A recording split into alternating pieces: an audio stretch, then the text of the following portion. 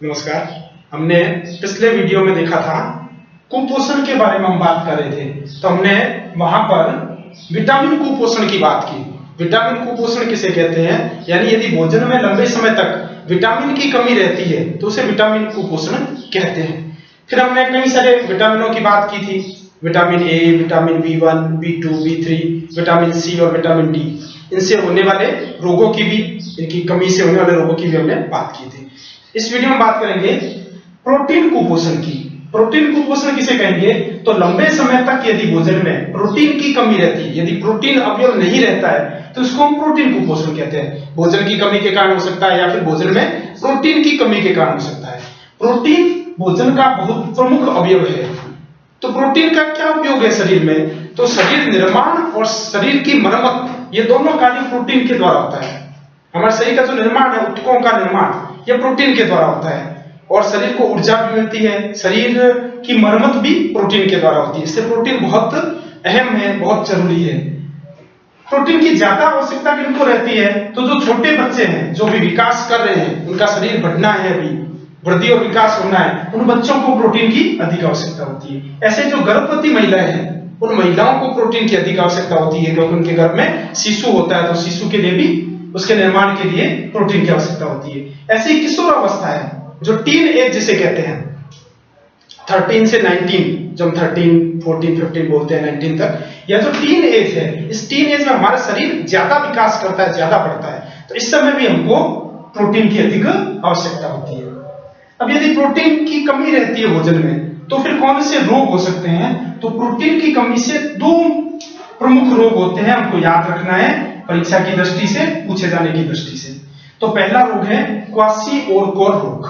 नाम याद रखना है हमको, क्वाशी-ओरकोर रोग कहते हैं। क्या होता है, ये दोनों ही रोग बच्चों में होने वाले रोग हैं, ये सामान्यतया बच्चों में होते हैं। क्या होता है, तो वृद्धि के समय जब बच्चे बढ़ रहे होते हैं, उस समय यदि प्रोटीन की कमी रहती है तो क्या होता है, बाकी शरीर तो नहीं बढ़ता, बच्चे का बाकी शरीर तो बढ़ता नहीं है, केवल पेट बढ़ जाता है, पेट फूला हुआ सा दिखता है, भूख बहुत कम लगने लगती है, स्वभाव चिड़चिड़ा हो जाता है, और त्वचा पीली पड़ जाती है, शुष्क हो जाती है, काली हो जाती है, धब्बेदार हो जाती है, फटने लग जाती है। ऐसे जो सामान्य दिखने लग जाता है बच्चा, असामान्य दिखता है, जैसा सामान्य बच्चा दिखता है वैसा नहीं दिखता है, उसकी वृद्धि विकास नहीं होता है, केवल पेट ही बढ़ता है, तो यह जो लक्षण है यह कहलाता है क्वाशी-ओरकोर रोग।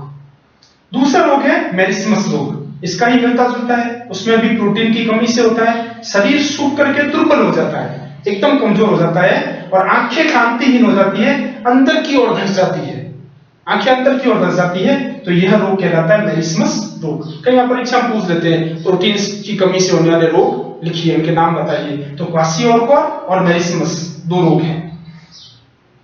अब इनका उपचार क्या है, तो उपचार चूंकि प्रोटीन की कमी के कारण होते हैं, तो सीधा सीधा उपचार यही है, प्रोटीन युक्त भोजन हो, और दूसरा चिकित्सकीय सलाह। यदि ज्यादा समस्या हुई है तो चिकित्सक उनको दवा देंगे। तो प्रोटीन युक्त भोजन कौन सा है, कौन से भोजन में प्रोटीन ज्यादा पाया जाता है, तो जैसे दूध है, दालें हैं, अनाज है, अंडे है, ऐसे जो भोजन है उनमें प्रोटीन अधिक मात्रा में होता है। तो हमें प्रोटीन सामान्य अवस्था में प्रोटीन भोजन में लेते रहना चाहिए। छोटे बच्चों को, विशेष रूप से गर्भवती महिलाओं को और किशोर अवस्था में प्रोटीन की मात्रा अधिक लेनी चाहिए, जिससे हमारा विकास जो है, हमारे शरीर की वृद्धि जो है, वो सामान्य अवस्था में होती रहे। तो अपने परीक्षा की दृष्टि से प्रोटीन कुपोषण आता है, तो यह लंबे समय तक भोजन में प्रोटीन की कमी से होने वाला रोग प्रोटीन कुपोषण कहलाता है। अधिक आवश्यकता बच्चों को, गर्भवती महिलाओं को, किशोर अवस्था में। कमी से रोग दो है प्रमुख, क्वाशी-ओरकोर और मेरिस्मस। लक्षण क्या है, तो हमने जो भी बात कर ली, बच्चों का पेट फूलना, भूख कम लगना, त्वचा ऐसी पीली शुष्क काली हो जाना, और यहाँ पर आंखें अंदर की ओर धंस जाना मेरिस्मस का प्रमुख है। तो यह प्रोटीन कुपोषण की बात हो गई।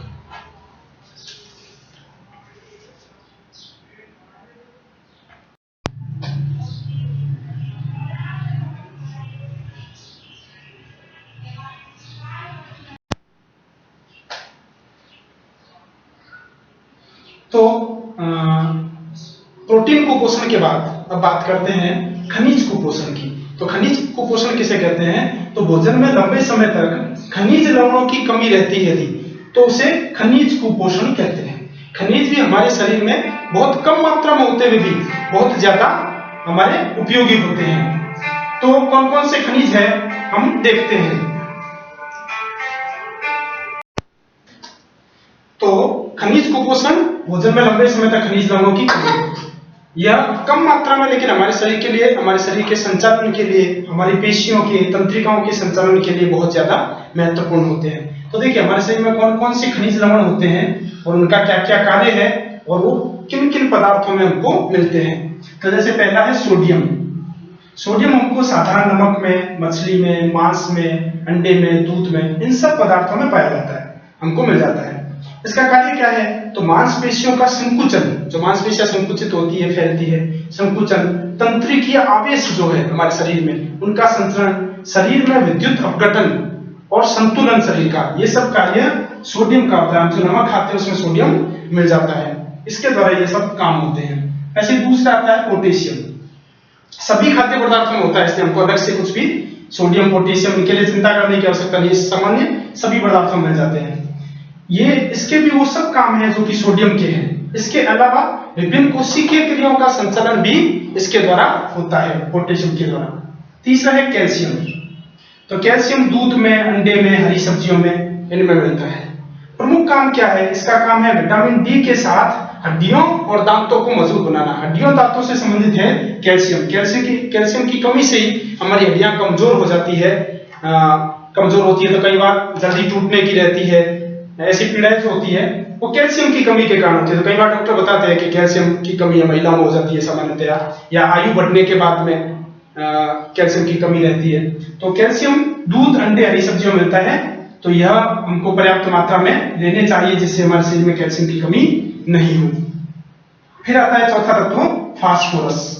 तो फास्फोरस दूध में, हरी सब्जियों में, बाजरे में, रागी में, सूखे मेवे में और ऐसे अनेक पदार्थ हैं जिनमें फास्फोरस अधिक मात्रा में मिलता है। फास्फोरस कैल्शियम के साथ मिलकर दांतों और हड्डियों को मजबूत बनाता है। तो कैल्शियम फास्फोरस का सहयोगी है, जैसे पोटेशियम सोडियम का है, ऐसे कैल्शियम फास्फोरस है जो कैल्शियम का सहयोगी है। यह विटामिन डी के साथ मिलकर के हड्डियों और दांतों की मजबूती में काम करता है, सहयोग करता है। फिर आता है लोह तत्व, फेरस, आयरन, लोहा। हमारे शरीर में लोहा भी पाया जाता है।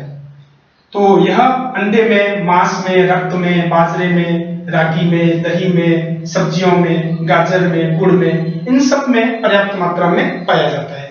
और यह बहुत सूक्ष्म मात्रा में होता है लेकिन हमारे शरीर के लिए बहुत आवश्यक है। रुधिर में हीमोग्लोबिन का निर्माण करता है। हमारा जो रक्त है, रक्त के अंदर एक हीमोग्लोबिन नाम का वर्णक होता है जिसके कारण से रक्त का रंग जो है वह लाल दिखाई देता है। जो रक्त का लाल रंग है वह इस वर्णक के कारण दिखाई देता है, हीमोग्लोबिन के कारण। और इसका काम क्या है, इस हीमोग्लोबिन वर्णक का काम है यह हमारे जो बाहर से जो ऑक्सीजन हमारे शरीर में आती है उस ऑक्सीजन को शरीर के सभी अंगों तक, सभी कोशिकाओं तक लेकर के जाता है।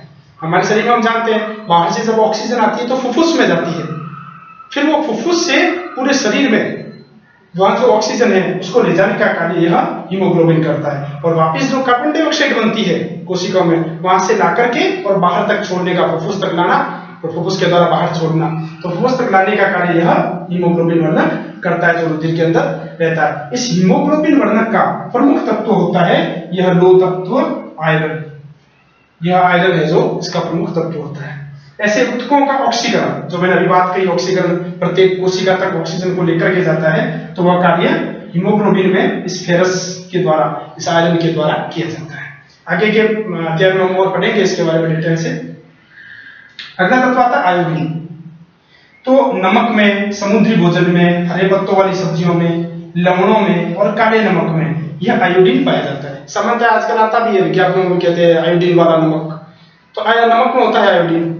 यह आयोडीन भी बहुत कम मात्रा में हमारे शरीर को आवश्यकता होती है, बहुत ज्यादा आवश्यकता नहीं होती, लेकिन बहुत उपयोगी है। क्या उपयोगी है, तो यह थायरोक्सिन हार्मोन के निर्माण में सहायक होता है। हमारे शरीर में गले में एक ग्रंथि होती है जिसको थायराइड ग्रंथि कहते हैं। उस थायराइड ग्रंथि में थायरोक्सिन हार्मोन का निर्माण होता है। यह हमारे शरीर की उपापचय क्रियाओं का नियंत्रण करता है, थायरोक्सिन हार्मोन।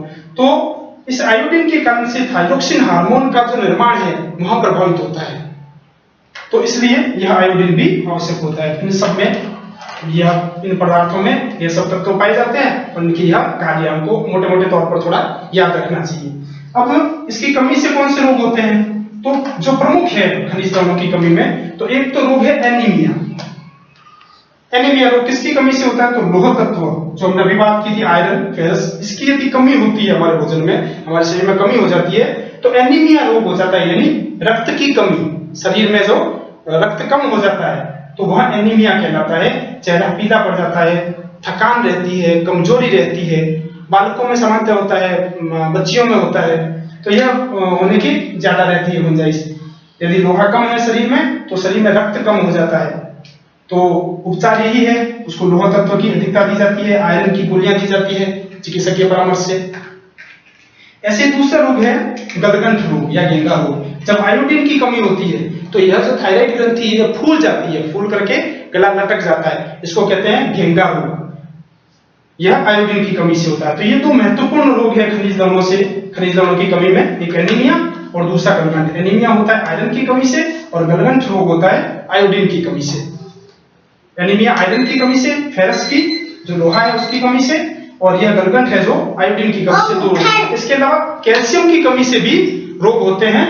कैल्शियम की कमी से हड्डियां कमजोर हो जाती है, यह प्रमुख इसके रोग आते हैं। तो यह हमें खनिज लवण, खनिज के कुपोषण से जो है, खनिज कुपोषण क्या है, कौन कौन से तत्व होते हैं हमारे शरीर में पाए जाते हैं, ये तत्व किन स्रोत से हमको मिलते हैं, इनके क्या क्या कार्य है और प्रमुख रोग, इनके बारे में हमने आज पढ़ा।